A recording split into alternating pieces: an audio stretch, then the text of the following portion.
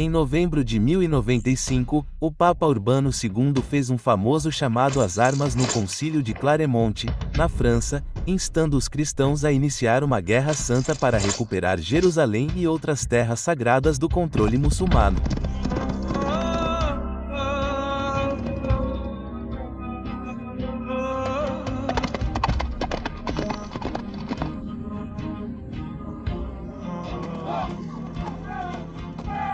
No século XI, os turcos seljúcidas, tribos nômades originárias da Ásia Central, emergiram como uma nova e poderosa força no mundo islâmico.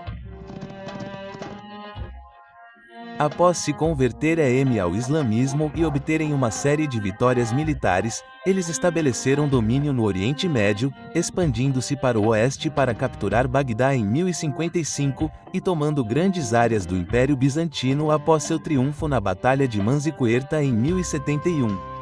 Diante dessa ameaça seljúcida, o imperador bizantino Aleixo, o Furcomino, foi obrigado a apelar para o Ocidente por assistência. A Europa respondeu a esse apelo com fervor, reunindo um dos maiores exércitos da época, com 70.000 homens e composto por cavaleiros e soldados de todo o continente.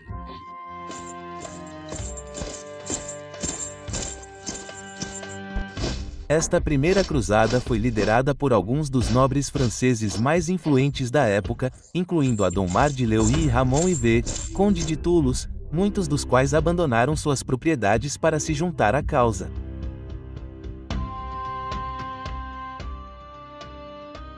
Os exércitos convergiram para Constantinopla, mas chegaram com provisões escassas, prevendo ajuda e liderança de Aleixo. O imperador, no entanto, estava interessado principalmente em transportar rapidamente os cruzados para a Ásia Menor. Em troca de suprimentos, ele exigiu que os líderes jurassem lealdade e prometessem devolver quaisquer terras recuperadas ao Império Bizantino. Após garantir esses juramentos, Aleixo supervisionou a travessia do Bósforo pelos cruzados no início de 1097, oferecendo conselhos sobre como enfrentar as forças seljúcidas que eles logo encontrariam. O objetivo inicial do cruzado era Nica, anteriormente sob controle bizantino, mas agora servindo como capital seljúcida. A cidade foi sitiada em 14 de maio de 1097, e Kelage Arselim, o sultão seljúcida, reuniu às pressas um exército para romper o cerco.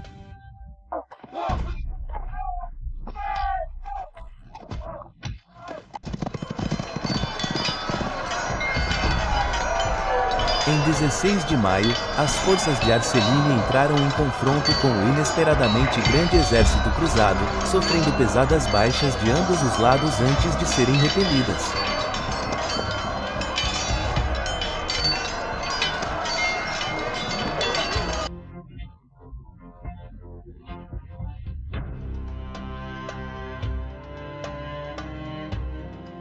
O cerco persistiu até 18 de junho, quando a guarnição turca finalmente capitulou.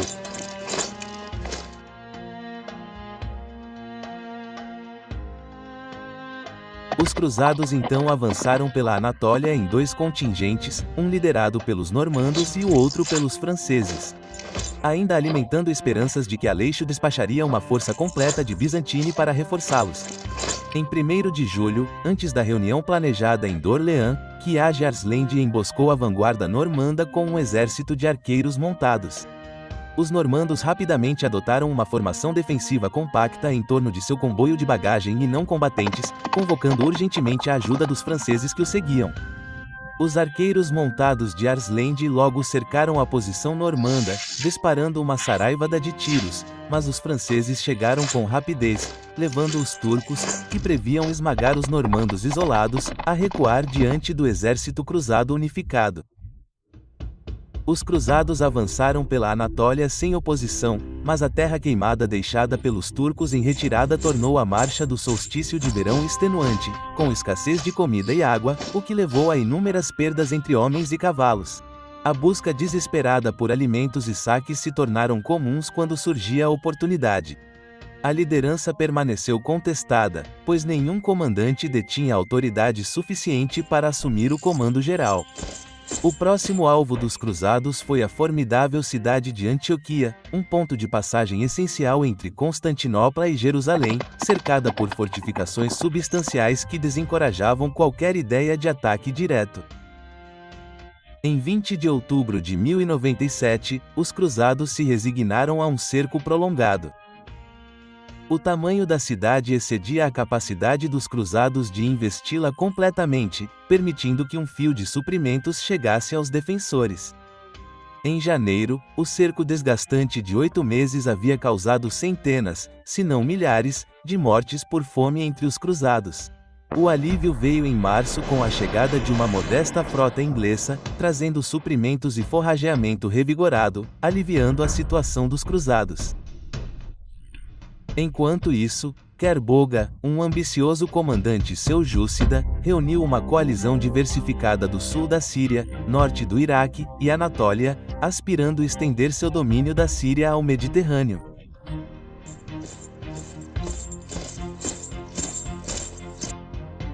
Boamonde de Toranto, um proeminente líder cruzado, alertou seus pares que a queda de Antioquia deixaria a cidade em sua posse exclusiva. Ele revelou que um defensor armênio havia concordado em deixar os cruzados passarem por seu segmento das muralhas. Em 2 de junho, esse armênio, Firos, trabalhou com Bohan para se infiltrar em uma força selecionada, que então abriu os portões para o exército cruzado. Alertados por cornetas estridentes, a maioria cristã de Antioquia destrancou os portões restantes, permitindo que os cruzados invadissem a cidade.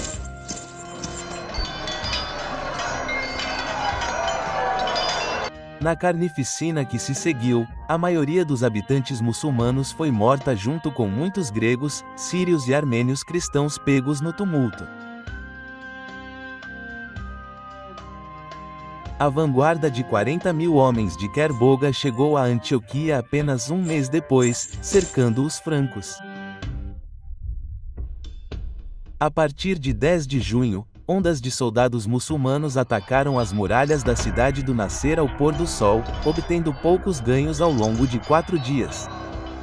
Kerboga então mudou para uma estratégia de matar de fome os cruzados, cujo moral despencou conforme a derrota se aproximava. Os francos tentaram, sem sucesso, obter os termos da rendição. Em 28 de junho de 1098, os cruzados avançaram ao amanhecer em 4 grupos de batalha, pegando o exército muçulmano desprevenido. A disciplina dos muçulmanos desmoronou e eles montaram um ataque desordenado. Com perdas mínimas, os francos venceram, as forças muçulmanas se desfizeram e fugiram. Após essa vitória, Bohon reivindicou sua reivindicação sobre Antioquia, mas não conseguiu garantir o reconhecimento universal. A disputa resultante atrasou a cruzada pelo restante do ano, pois os nobres brigaram, mesmo com uma praga dizimando suas fileiras. Com sua cavalaria já diminuída e os camponeses muçulmanos retendo provisões, os cavaleiros menores e os soldados de infantaria inquietos ameaçaram marchar sobre Jerusalém sem seus líderes divididos. Por fim, no início de 1099, a cruzada retomou seu progresso, deixando um desafiador Boamonde como o recém-nomeado príncipe de Antioquia.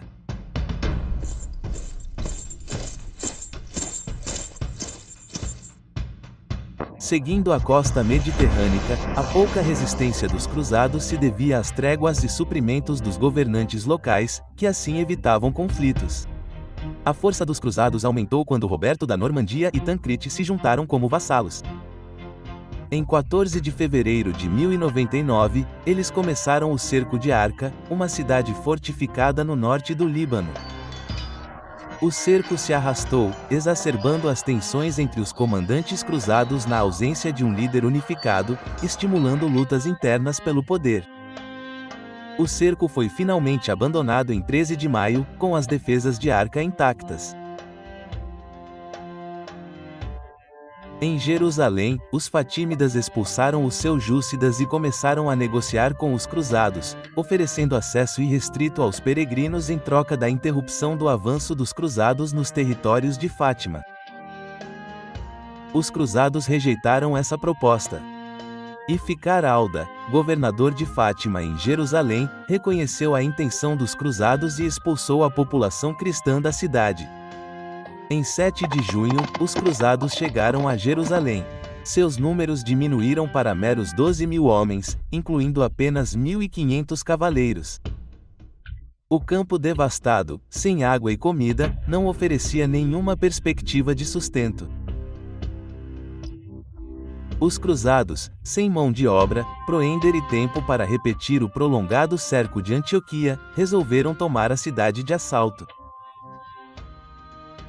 Godofredo de Buon e Tancredi acamparam ao norte da cidade, enquanto Raimundo de Toulouse ocupou a abordagem ao sul. O ataque inicial começou em 13 de junho, mas muitos cruzados se abstiveram devido a divisões internas entre a liderança. Os atacantes conseguiram plantar escadas de escalada e disputar as muralhas, mas acabaram sendo rechaçados com pesadas perdas, o que levou um conselho entre os senhores cruzados a planejar um ataque subsequente mais unificado.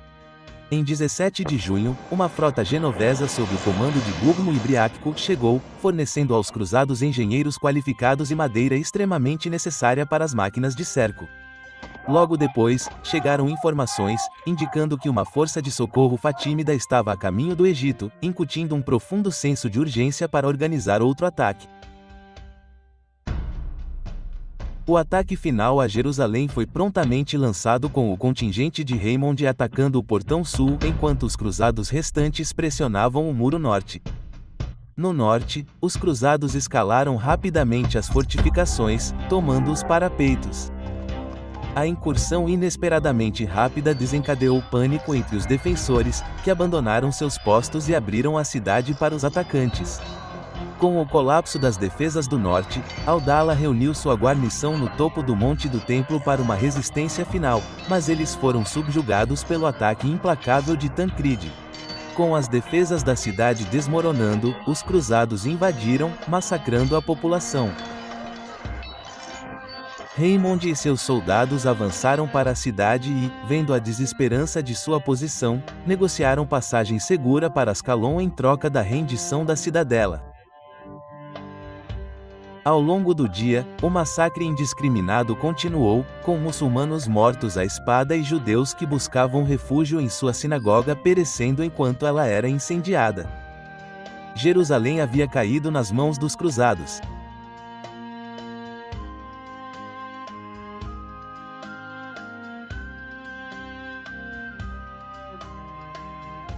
Em 22 de julho, os cruzados vitoriosos se reuniram na Igreja do Santo Cefiro para estabelecer uma estrutura de governo para Jerusalém.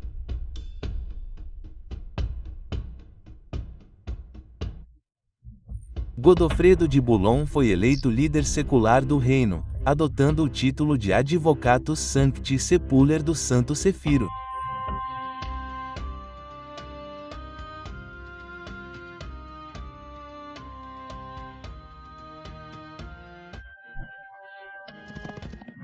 Com a peregrinação concluída, a maior parte dos cruzados partiu para casa, deixando apenas 300 cavaleiros e 2.000 soldados de infantaria para defender a cidade.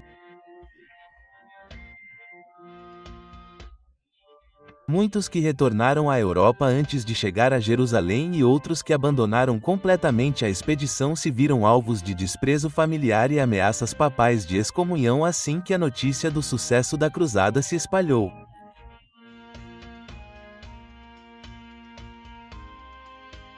Os poucos afortunados que sobreviveram às provações da campanha e se ajoelharam na cidade sagrada foram tratados como heróis após sua repatriação.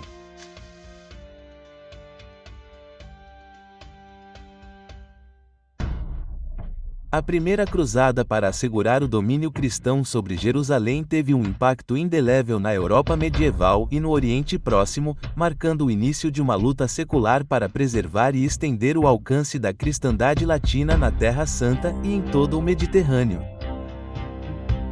O movimento das cruzadas deixou uma marca duradoura na identidade europeia, fortalecendo o ideal de uma cristandade unida e polarizando ainda mais a relação entre os mundos cristão e islâmico.